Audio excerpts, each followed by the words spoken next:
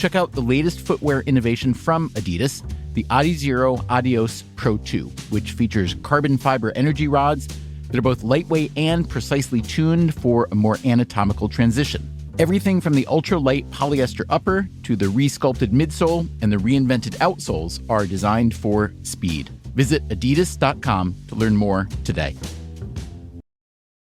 A message from Virginia Department of Health. Some of the new COVID-19 variants spread more easily. Lower your risk of infection by staying away from large crowds and wearing a layered mask in indoor public settings. Is Utah Preps Radio on ESPN 700, your weekly look inside the high school sports scene in the state of Utah. For the next hour, we'll talk about what's happening on the gridiron and courts around the Beehive State with coaches, athletes, and other prep insiders. Now here's your host of Utah Preps Radio, Moose Bingham, on Utah's #1 sports talk, ESPN 700.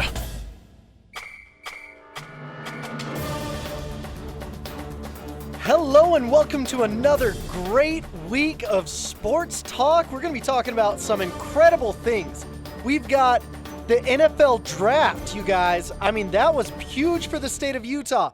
We've got commitments. We've got offers. We've got a contest that's been going back and forth like a crazy seesaw, trying to find out who the best running back in the past 20 years is. And then coming in at 7:10, we've got Dr. Skylar Main. That's right. You guys know him, you love him, and now you're going to learn about him. We've got Will Kofe, the founder of OFA Lineman Training. He was at the event this past weekend and at West High School, had some of his guys competing. It was incredible, and the media day was quite a show as well. And then finally, coming in at 7:45, we've got Carson Tabo Tabarachi. Carson is a linebacker that has a Utah offer. He's got offers from Michigan. He's got offers from USC. He's got offers all over the entire country, and we're ecstatic to have him on our airwaves. So let's get started with the draft. I know you guys watched every round, and in it we had 7 guys from Utah. We had Jay Tufele, who prepped at Bingham High School. The former 4-star went to USC. He was a monster and got taken first pick of the 4th round. Penei Sewell. I was talking to Porter about Penei before he went into the booth, and he said Penei was a man-child. He's like, at 16, that dude could have been playing in the NFL, and I absolutely vehemently agree. We're so excited that he's going to be a Detroit Lion. Sammy Fehoko came in. Sammy Fajoko's prepped at Stanford, and now he's a Dallas Cowboy. He ran a 4.37 on a 40 on his pro day. What a blazer. I can't believe it took 5 rounds for the Cowboys to pick him. I would have taken him first round. Zach Wilson was the number 2 overall pick to the Jets. Kyrus Tonga went to the defending Super Bowl champion Buccaneers. Brady Christensen, he's over at Carolina now. And Dax Milne, also another Bingham boy. That's 2 boys from Bingham. My goodness gracious. Those Miners are getting something special going on over there under Coach Peck and Les Hamilton. Shout out to Les Hamilton, my former high school coach. I never thought I'd see the day where they're on the same staff, but I'm ecstatic to see them out there helping these young men out just as I was helped, just as many of you were helped in high school football. So congratulations. Big props to those guys for going in, doing their thing, and being a proud representation of Utah Preps. We're so happy to be associated with these great young men on and off the field. So when you ask yourself, you're like, you know what, those guys are great. Who's coming up next?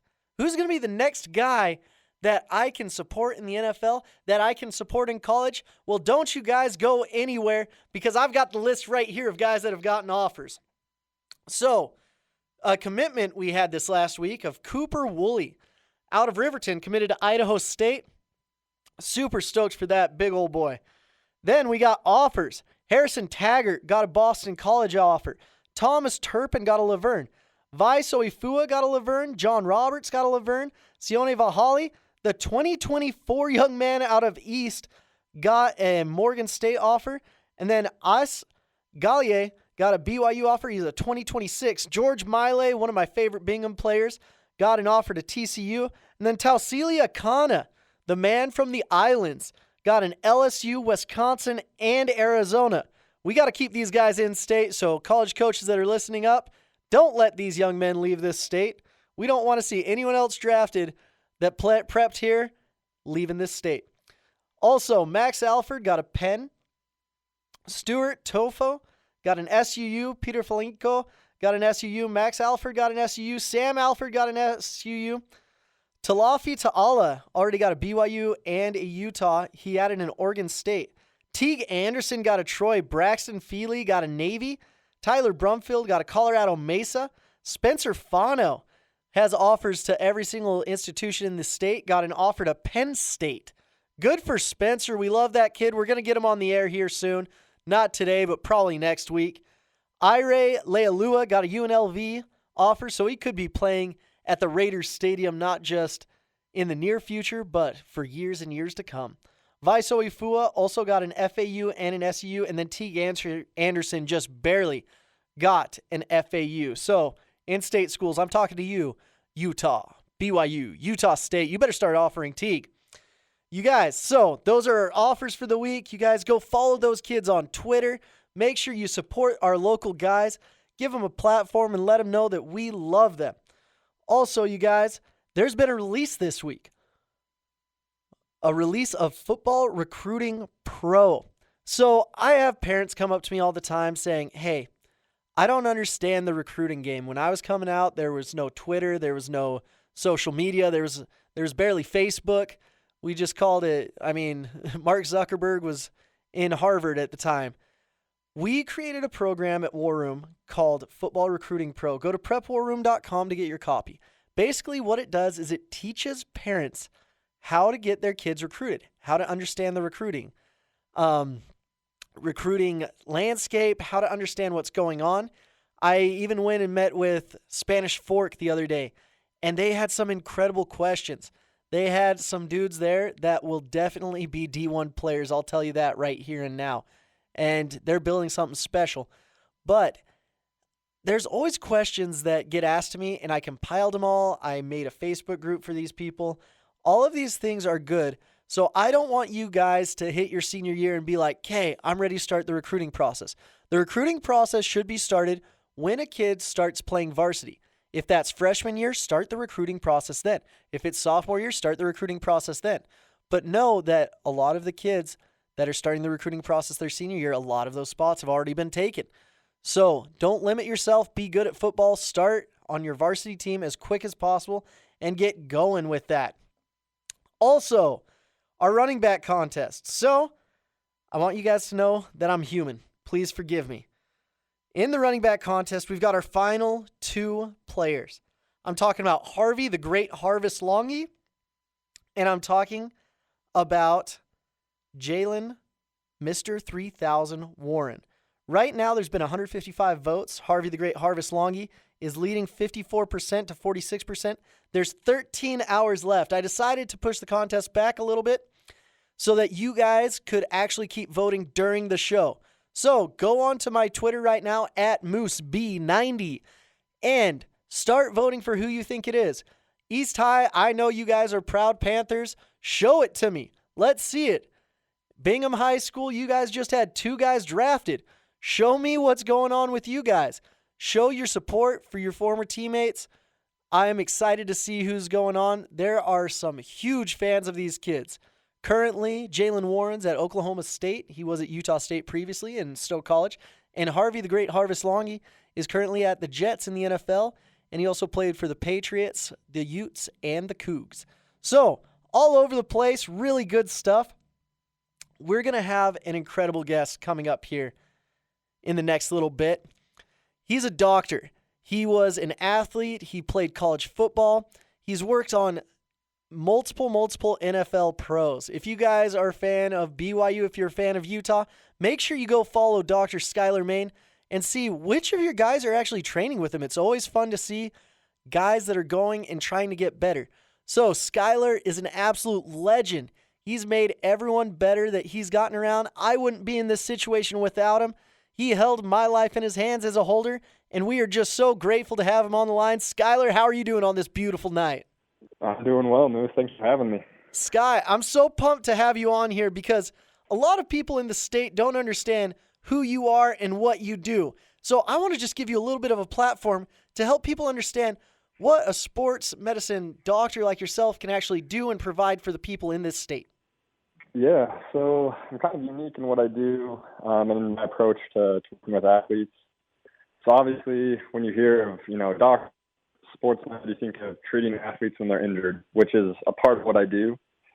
It's a big part of what I do, especially in season, is, working with these guys, getting them back as quick as we can, and as safely as we can. Some injuries take longer than others, but what we do is, speed up that process as much as possible and keep them in the game. Something that's unique for myself that I do that you probably wouldn't associate with being a doctor is I grew up playing sports, worked with some of the best trainers and best training facilities in the country. So in the off season, I actually train athletes. We're just about to wrap up the NFL off season, where I've been working with a handful of guys, both here in Salt Lake, as well as out in Los Angeles, doing combine prep stuff, pro day prep, and the NFL off-season training. So what I tell people I do is I treat the athletes I work with in season and train them out of season. Kind of a unique perspective, but what I do on the training side is help to prevent a lot of the injuries that I see on a daily basis from happening. Focus on correct movement, speed, the power of movement, things that translate to sport, getting these guys more explosive, more athletic, not just focusing solely on lifting heavy weight. The things that we've developed, some of the equipment I have and some of the techniques we've developed, we're the only ones in the world with right now. I'm blessed to learn from some of the best and still be able to collaborate with some of the best doctors and strength coaches around the country. From some of the biggest name guys that went in this year's draft, I had the opportunity of working with, as well as guys here locally. So I've been pretty low-key on the local scene, letting the NFL guys and the college guys kind of seek me out, the ones that want to put in the work and train. And then I'm a resource for them as well on the injury side and getting back to playing side as well. Wow. So for us, when is it appropriate to start seeking out a man of your ability? Should kids start lifting when they're 12, when they're 8? Because that was one concern my mom always had. She was like, Moose, I don't want you to take creatine. I don't want you to lift. I'm like, why? She's like, you're not going to grow high. I'm like, well, I'm not going to grow because of who you married. You and Dad are only 5'8" apiece, so whatever. So when do you think kids should start training and taking football seriously? Yeah, there's a lot of misconceptions there as far as, stunting growth, lifting too early. Should we take supplements? Should we not? What I tell people is this. The research behind, lifting and getting better for your sport supports doing that, being able to get into lifting at a younger age. Appropriate movement the right way is what I always tell people, whether that's technique or seeking out a professional to help with it. But the biggest thing that I've seen year in year over in the NFL or in the NHL or MLB or these professional levels that I work with is most of these guys, I would say upwards of 80% are multi-sport athletes. What that tells me is not necessarily that they focused on becoming a multi-sport athlete, but they have the athleticism to do that. So not limiting yourself to one niche, being able to be a kid and play and do all those things. And that's my focus on the training side, is making better athletes, making more explosive athletes. I'm not just trying to make someone bigger or stronger. Anybody can do that. It's not that hard. But what are the appropriate movements that keep someone healthy, that allow them to train at a peak their whole career and have that longevity? So all of that goes hand in hand with, at the very young age, doing the right. You asked about creatine or supplements. If you're not sleeping enough, if you're not eating the right way, it doesn't really matter what supplement you take. There's basics you need to do, and that goes the same for training. There's some basics that you need to get down, but I'm not opposed for kids starting at a younger age, and as long as it facilitates them becoming a better athlete. So what kind of sports? So this is a football radio show, but what sports do you suggest that these kids go and try out and try to do based off of to help them in football? So I was asked that question today by a high school athlete who was looking at other sports. Track and field is an obvious, I want to get faster, I run track. And sure, that's a great option. The throwing sports and track and field are awesome too. You're developing that power, that rotation, things that matter in movement, especially football. The biggest one that I've seen come to light, and it's been there for years, but it's talked about more and more, is football. When I'm working with my receivers or tight ends or running backs, NFL, college, or high school, the movements we want are fluid. It's not, these rigid movements. It's fluidity. It's creativity. When you watch some of the best route runners in the league, that's what it is. They're out there dancing. They're out there moving. And basketball brings a great aspect to that as well. You could find reason to play almost any sport, whether it's wrestling, whether it's baseball, golf. All of them, I think, translate more than we give them credit to.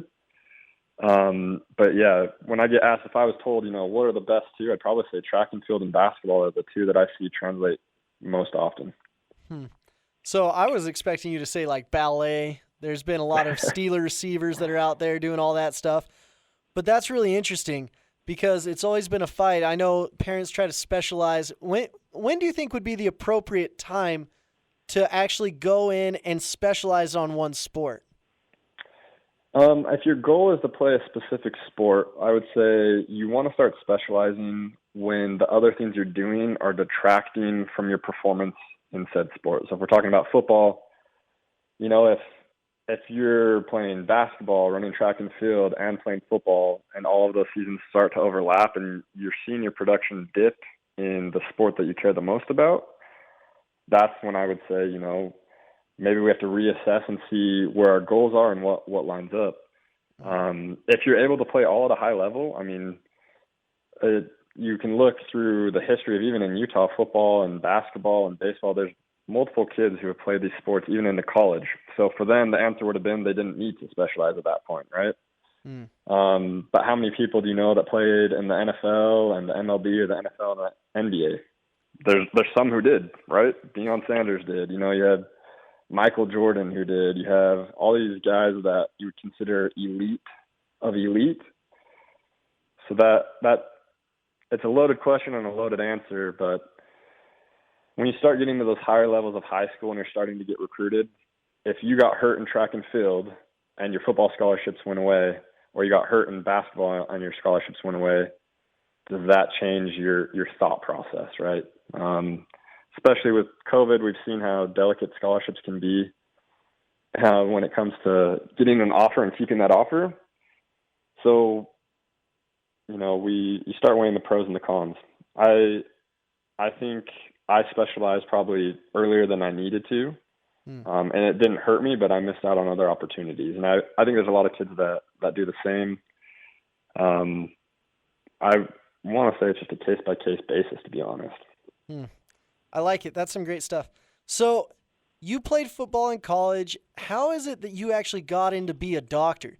Because that's an interesting route to take, and how can these guys follow that same path? Because I've got a lot of dudes that are like, hey, Moose, I really love football. And I'm like, look, you're looking at me square in the eye. I'm only 5'8". You're probably not going to be playing football unless Covey's on the back of your jersey. Even then, it's pretty difficult. So how were you able to go from being a football player to a doctor? Yes, I was in the middle of a football season in college, and I'd seen injuries around me. I'd had my own share of injuries. Nothing, season or career ending for myself. But I kept seeing the same process go on with these guys. They'd get injured, fixed, injured, fixed, injured, fixed. And my question was always, one, why do they keep getting injured the same way, or why do all of these guys have the same injury? Two, is there a way of helping that? And three, why did they come back and some things are different? Can they come back better? Can they perform better? What doctor do you go see to increase performance? That was my initial thought. So I set out, I reached out to people I had, no contact with, the best trainers in the world, some of the best doctors in the world, some of the best physical therapists in the world, and started asking questions and figuring out, what could I do to be that guy that people came to get better in the off season, or they're hurt and they need to play the next game. How do they get back? So it led me down a path of moving to Southern California. And the reason I did that was pretty strategic. I knew I had ins with professional teams, collegiate teams, the Olympic training facility, UFC fighters, all these different things that I wanted to be around and learn. And then I went to school, 8 to 5 every day. And I went and worked for free from about 5 to 1 a.m., just about 4 or 5 days a week. I mean, I wiped sweat off tables. I did all the dirty work and didn't get a dime for it. But I learned and made my connections and built my philosophy, built my, strategy of what I wanted to do. And now I'm in a place where if I need to get in contact with somebody in the NFL, I have the option of doing that. Whether it's trainers, staff, players, but trying to, push this industry forward and in the strength and conditioning world and the sports medicine world so that we don't have all these recurring injuries or recurring issues that we've seen year in and year out. So why are you living in Utah, and what's your strategy with the current players here? Yeah, so Utah's home for me is one of the reasons I came back. Second reason is I, want to change the demographic here as far as athletes getting out, athletes getting the exposure they want and need, and pushing these athletes to that next level.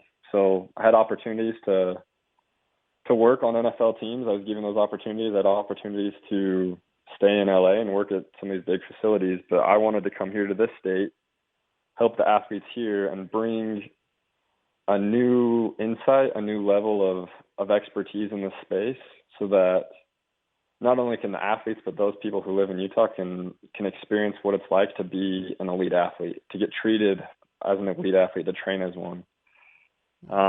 And I've been, blessed and fortunate enough to have athletes want to come here and train here, be at elevation, and they see the vision of what we're moving and doing moving forward. And so for me, it's exciting to be able to bring all of these things that you might not think you have access to, things that, LeBron James uses on a daily basis or Odell Beckham Jr. uses, things that people don't even know when it comes to equipment or philosophy that I want to give access to all high school, college, and professional athletes who call Utah home. I think it's really interesting because kids will go out of their way to find a trainer. Like if a kicker's like, hey, I want to get better, they'll give me a call. Or an offensive lineman, they'll go to OFA or Tuni Canuch. Or a defensive lineman, they'll go to Travis Tuiloma. Or a wide receiver, they'll go to Ross Apo. So are you seeing a trend where kids are like, hey, I need to have my body recovery better, so I need to have a guy like you? Yeah, I've seen a big shift in that. You can call it preventative if you want. I think people are starting to understand that, and it's twofold. If you can't train at 100% every day, it doesn't matter if you're giving 80% every day. If someone's giving 100% every day, they're beating you. They're winning. That's part of my goal on the sports med side. On the training side, what we do is we make sure our reps are at 100%. The movement's correct, the velocity's correct, the power's correct. The weight is secondary in some cases. I care more if you can move 300 pounds at pace than if you can move 500 pounds slowly and incorrectly. That doesn't translate to football for me. And I've seen, I've been fortunate enough to collaborate with big minds in like Alabama football and Oklahoma football, and these programs that I think are doing it right. And, we're on the cusp of strength and conditioning and performance changing, especially in the football aspect. And it's my goal to push that forward and be one of those leaders in the space. And I want to do it here in Utah. I really like that. Every time I get injured, I just have a training staff be like, hey, stim and ice. I'm like, okay, I'll go do stim and ice. And then someone would come in with a completely different injury and they're like, hey, stim and ice. And then some kid would come in with a concussion. They'd be like, hey, stim and ice. I'm like, man, this stem and ice thing, I mean, it must be like the secret spray like they use in FIFA where guys just magically get all better. And then I later found out that it's not the case. So how do guys get in contact with you? Where are your offices so that we can send guys your way? Yeah, so right now the easiest way to get in contact with me is probably through my social media platforms, either on Twitter or Instagram. My number is out there as well. If anybody needs, text or call, they can reach me at this number at 801-916-4446. I've been, fortunate enough that everything I've done has been word of mouth because I had just been working with professional and collegiate athletes until beginning of this year. So now I've started, with high school and some younger kids as well. But my offices are in Sandy and Park City. And then I do collaboration stuff with, Ross Oppo and quite a few of the other trainers in the area. So my goal is to help whatever individuals in front of me however I can. So feel free to whoever wants to reach out, social media or at that number, and we can talk and see what we can do. Well, Skylar, big salute to you. We're so happy to have you on. One quick question, actually 2 quick questions before you go. Who are you voting for in our running back contest? Mr. 3000 Jalen Warren or Harvey the Great Harvest Longy? Man, I had the opportunity to play against Harvey. I've had the opportunity to see Harvey both at BYU, Utah, and the Jets, and so this might be a biased pick, but I'm going to go with Harvey. Woo! Goodness gracious. Jalen's lighting it up. I saw what he did in spring ball too, so no issues with Jalen, but I know Harvey, and I'm going to go with Harvey. Okay, wow. So that's the pick. And then also we're having an eating contest coming up on May 26th at Coconut Grill in Provo, Utah, and it's sponsored by Apex Mental Performance. So if you were to choose one eater in the state, who are you choosing, Skylar, in high school? Oh, my gosh. Oh, man. I'm going to go with any high school player. Any high school player. We'll go with Max Alford out of Park City. Really? Over all the linemen? Over Snoop Amaha? Over Teague Anderson? I think they can put it down, but I've seen Max pound some food, so. The man who just got a Penn offer, that just got an SU offer, and is currently blowing up. I love it, Skylar. Thanks so much for joining us on the airwaves. You have a great day. We freaking love you here. You guys reach out to him. We're going to go to a quick commercial break. This is Moose Bingham on Utah Preps Radio on ESPN 700 and ESPN 960. ESPN Radio Sports Beat with Jason Fitz. The chaos known as the NFL Draft is done, and we can all be lifted out from the cloud that's been hanging over us as we try and predict, impossibly, what teams are going to do and who has who ranked where. But now, the next maddening step in this is grading the drafts. Now, it's an impossible process for anybody to do. I don't care who's asked to do it. But realistically, we're looking without any proof of concept, trying to figure out which teams get an A, which teams get a D, and it's all based on perceived value, draft boards we haven't seen, and who we think may have been available at a different spot. But none of it is actually based on the way these guys play. And what happens that's so maddening in the draft grading process is that we're all forced to give a grade immediately after based on those base parameters of who did well and who didn't. At what point are we going to start looking back 5 years later? That's how long I think it takes to really know a draft class. 5 years. Look back at the grades from 5 years ago, and let's see how the graders did. Let's grade the grading process, because realistically, we have no idea right now. Everything we're grading is based on conjecture of what we think might happen. When we actually have the proof of concept that comes with time in the league, then we can look back and actually, with some level of knowledge and information, decide who drafted well. Until we see the grades of the graders, I don't care about the grades. In 60 seconds, do we care about the chaos of the Lakers? Goodyear knows the importance of keeping momentum as you head down the stretch.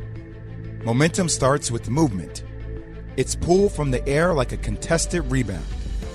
Momentum builds with steals and fast breaks, and is proven by deep threes as the shot clock expires.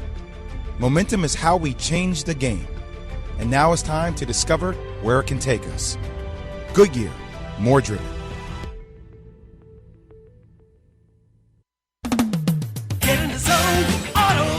Welcome to AutoZone. What are you working on today?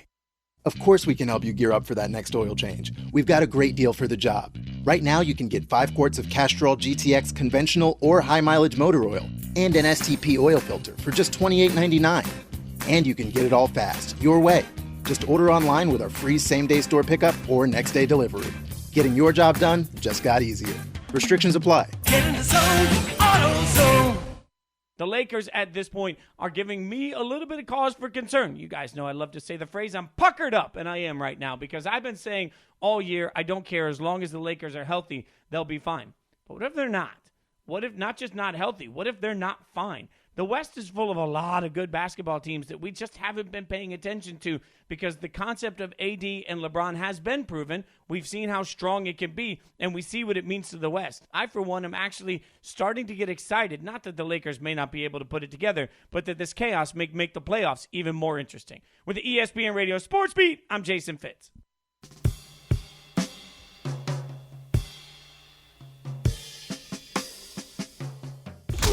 You're listening to Utah Preps Radio, right here on Utah's #1 sports talk, ESPN 700. So, welcome back to Utah Preps Radio on ESPN 700 and ESPN 960. And goodness gracious, do we have a great guest for you guys coming up. He invented OFA lineman training. He was a Sun Devil. We'll forgive him for that. He played in California. We'll forgive him for that. But we're talking about the one, the only Will Kofe. Will, how are you doing on this beautiful night? Man, what's going on, Moose? Oh, just happy to hear your great voice. So, Will, you went out to the media day for Paula. You went out to the Lineman Challenge. I want you to tell us about both those events because that's kind of unique for Utah to have a media day for our high school football players. Yeah, man, we, our main focus is we're tired of these college coaches coming into our state of Utah and not offering our kids. So we decided to create an event where we can educate parents and just try to help put Utah on the map, man. Just giving a platform, case their talents in front of 24/7 Sports, just a bunch of the different media outlets that were present, so they can help our kids get recruited. So what's the biggest knowledge that you got out of that event from the parents or for the parents? I think one of the biggest things that I've just been in conversation with a lot of parents is social media. Content is king. And so the more that you can post content on your Twitter handles, on your Instagrams, on your Facebook, the better. Coaches will see it. Some people say Twitter's better or this. No. You post stuff on social media, and the colleges will watch it, and they will find you. I love it. Always the squeaky wheel getting the grease, am I right? That's right. So we just came out with something at War Room called Football Recruiting Pro. For you parents that are sitting there and you're like, I don't know how to help my kid. I love him. I want to make sure that he's taken care of. Don't go spend $3,000 doing X, Y, and Z or $10,000 doing X, Y, or Z.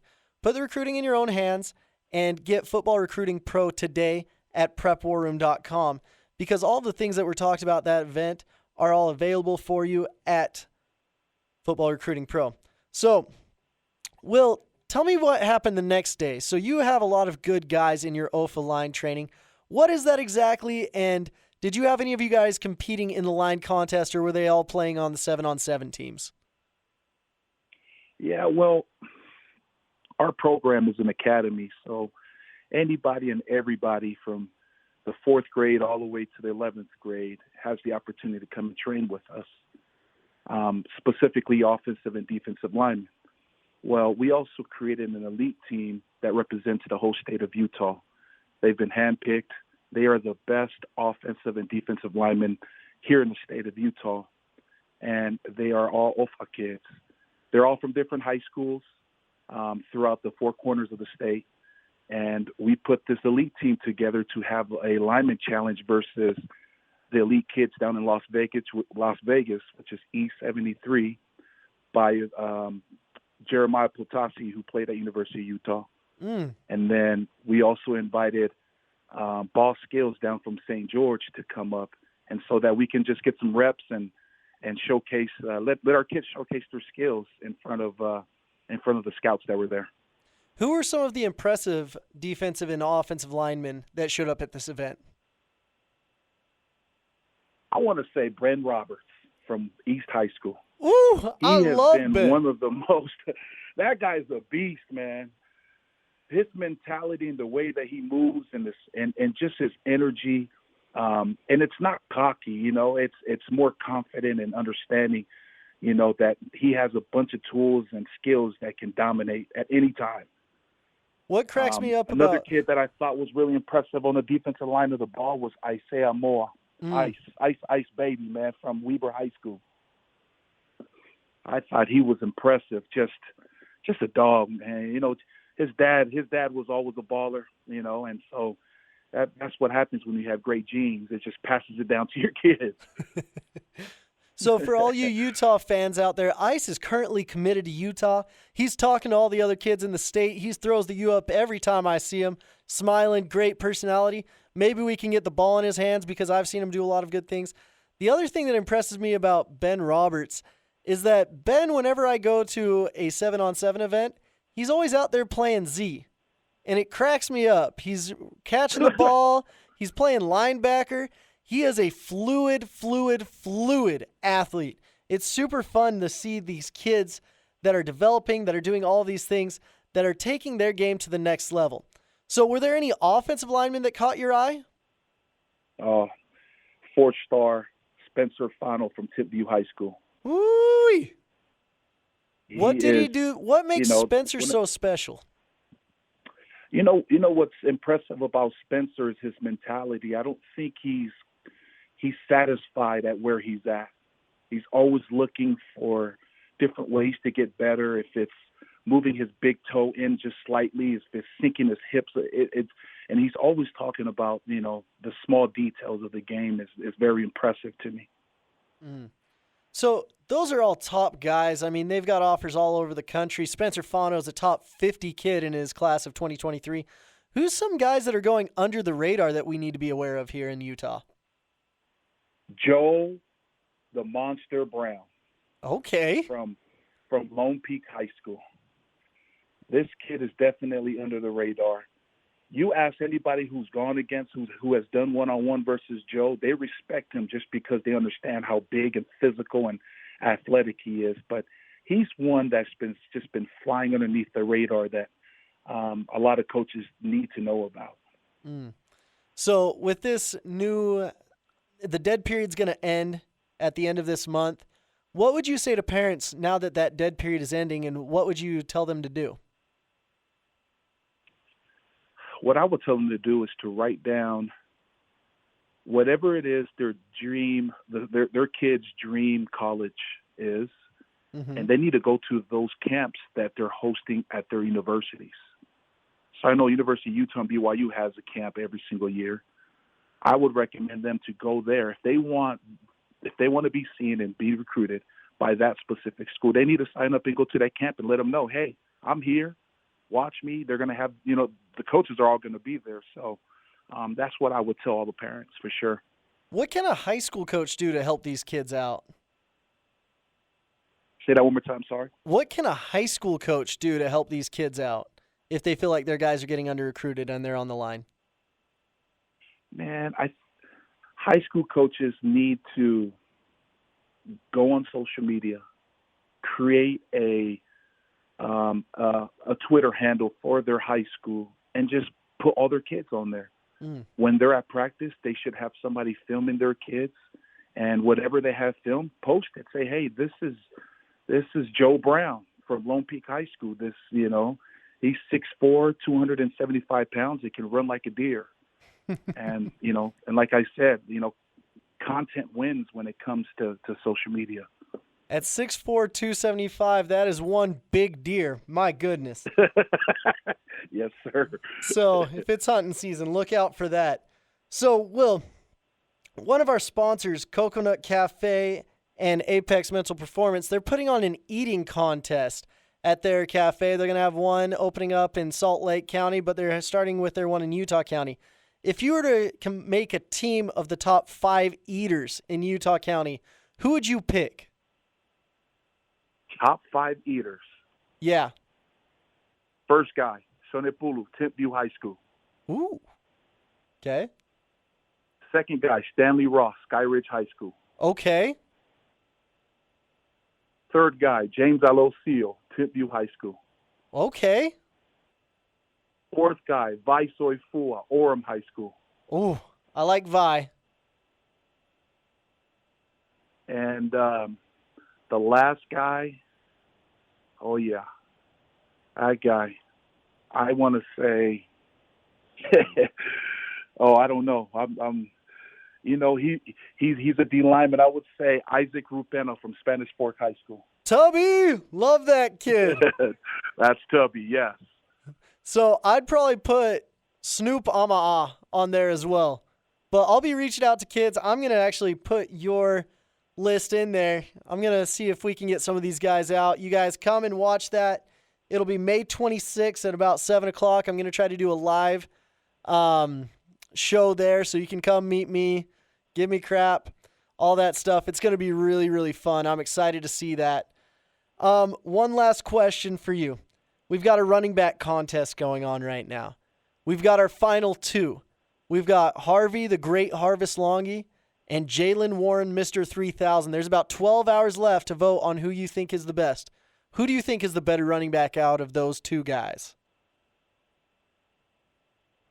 Harvey Longy, hands down. Really? He's big. He's athletic. He's good looking. Oh, wait, I can't say that. Hold on. He's handsome, very handsome for his wife. And he's a good player, man. I would say Harvey Longy for sure. Harvey the Great Nothing Harvest. Against my man. Wow. That's been kind of a consensus. East High, you better get voting. I want to see Jalen win. I want to see you guys prove Will wrong. So, Will, if kids want to become top offensive linemen, how do they get a hold of you? What's going on with that, and when can we get some training in? Man, find us on our website, ofafootball.org. Follow us on Twitter. It's coach_Ofa. Man, we want to just help elevate the game here in Utah. I think that the state of Utah is the land of the big man. And so it's always been like that before I came. You know, it's always going to be like that after I leave. I'm just trying to help elevate the college recruiting game for the state of Utah. I love it. That's some good stuff, and I appreciate you hopping on, Will. You're the freaking man. I owe you a lunch at Coconut Cafe. Deal? Man, I love you, Moose, man. Thanks for having me. All right, you have a great one. That was Will Kofe, founder of OFA. It means love, I'm pretty sure. I don't know. I'm Palongi. We'll figure it out, though. This is Moose Bingham, and we'll be back on Utah Preps Radio on ESPN 700 and ESPN 960. The NBA regular season is winding down, and the Jazz continue to push for prime playoff position in the West. When the playoffs begin, you'll hear all the action all the way through to the NBA championship in July, right here on ESPN 700. From May 22nd to July 6th, you'll hear the NBA postseason right here on Utah's #1 sports talk, ESPN 700. It's a battle that happens once a year. Competition is fierce. Fans come from all over the state to witness it. And this year, it could be the Cinderella story of the decade. The RSL Team Store is in the Final Four Best of SLC Clothing Store. Here they come! Open net! And a goal! The RSL Team Store is gearing up for their toughest match against an army of fashion boutiques from around the state. It's Claret and Cobalt versus Puff Sleeves and Mom Jeans. The RSL Team Store has served as your #1 source for all things Real, and now they need your help. Head to shop.rsl.com and vote the RSL Team Store as your favorite clothing store. And the round is on at Rio Tinto! There can only be one winner. Go to shop.rsl.com to vote now. Hi, I'm Albert Pujols, first baseman for the Los Angeles Angels. And I'm Deidre Pujols. We need your help to strike out slavery. Today, millions of people are caught in this nightmare of violence, fraud, and coercion. Human trafficking is happening in our communities and around the world, and we need to act right now. So we are sending out this SOS, a call for your help in the fight for freedom. Please join us by visiting strikeoutslavery.com. What if I told you there was a way to step into another gear for your brain and be much sharper, more focused, and improve your memory to a level that you could only dream about, and notice these results in 30 minutes? Hard to believe? Neuroscientists are calling this new brain discovery the biggest advancement in brain science to date. It's called Limitless, the brain pill of the future. Take it, and within 30 minutes, you'll transport your mind to a new level of focus and clarity you would have never thought possible. I took Limitless and it started working in minutes. All of a sudden, it felt like a dark cloud had been lifted up right before my eyes. I have a mental clarity I've never felt before. Biz execs, athletes, teachers, and students are calling Limitless a secret weapon for the brain. You have nothing to lose, so call now and find out how to get a free bottle today. To find out how to get your free bottle of Limitless, call 800-605-1691. That's 800-605-1691. Get your free bottle for a limited time. Call now, 800-605-1691, 800-605-1691. Winner, winner, chicken sandwich.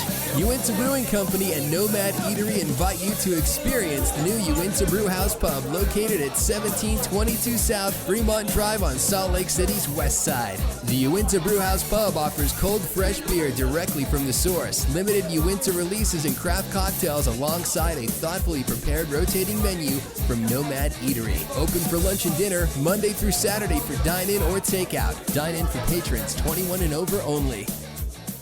Your home for the latest on the Utah Jazz, Utes, Cougs, RSL, and more is on The Drive, right here on ESPN 700. Join Spence Checkets daily from 2 to 6, or find us wherever you podcast. This is the home of the best high school sports insight and information in Utah. This is Utah Preps Radio with Moose Bingham on Utah's #1 sports talk, ESPN 700. Welcome back from that break. This is Moose Bingham on ESPN 700 and ESPN 960. And goodness gracious, do we have a real treat coming up for you. This man squats over 500 pounds. He's made of pure beef. He is the son of a former NHL goalie, and he is a miner up in Park City. I am talking about Carson Tabo Tabaracci. What up, Tabo? Hey, Moose, how are you? I'm doing amazing.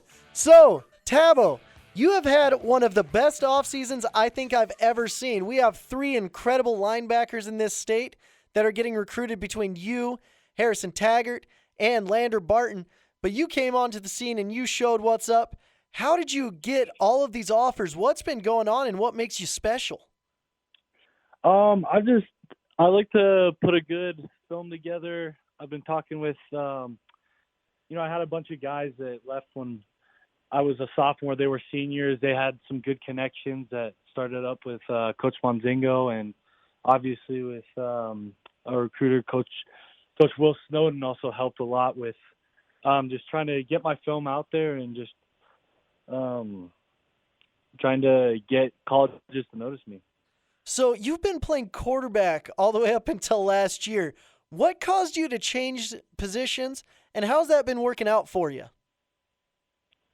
So I didn't have a great start to my quarterback season my junior year because I broke my arm in the summer. So about a week until my game, I got my cast off, and I ended up starting that game, game 1 against Wasatch in August. And quarterback just didn't really fit me as well as the other positions. I was floating around a bunch. I was doing offense, defense. I was doing running back, receiver, all that stuff. And then I was doing safety and linebacker, and I really liked it a lot more. And I think I was helping my team more. And that's just kind of how I transitioned from quarterback just to kind of the other positions. You were playing safety? That's hilarious. Yeah. You were the biggest safety in state history. I'm absolutely sure of it. What a monster. Maybe. I freaking love it. So Park City is finally deciding to play with the big boys, going up from 4A to 5A. How do you feel about that? Are you scared? Are you excited? What's the emotions for you? I'm amped for it. I'm extremely excited. I think it's a great opportunity for a lot of our guys. A lot of the players on my team are getting looked at, really close buddies of mine, and we're ready for the challenge. So how did Park City start to become this pipeline? I mean, you guys sent dudes to Air Force, Cal, Stanford. You've got guys going all over this country. What's going on there, and why is it such a successful place right now?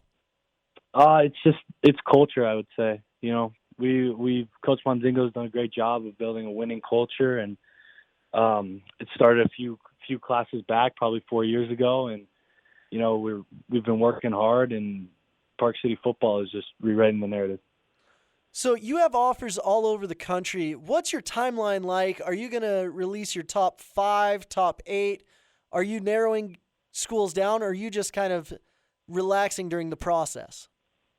I wouldn't say relaxing, but just kind of learning. You know, I haven't narrowed anything down yet, and I'm thinking something will. Yeah, I'm not sure when I will be narrowing it down, but I've been just learning about schools for now, and I'm not looking to commit anytime soon. Probably looking sometime in the fall. So, what are some of the schools that have surprised you that you're like, you know what, this is a cool place, I could see myself playing there? I've definitely gotten to learn a little bit more about a few local schools, just because I grew up around them. I didn't know much about them. Even like I knew the normal stuff everyone knew. You know, we're good. Like Rice Eccles with Utah. You know, I've just gotten to meet some of the coaches and really learning more coaches. You know, not just the local coaches, but everywhere. Just learning more about coaches and seeing their backgrounds and just their schemes. So it's been something that's been good for me. For Utah in particular, this is a Utah station, a BYU station. What has been their pitch to you? I'm always curious. Is Whittingham calling you every day, or do you have a different recruiter? What are they saying to entice you to come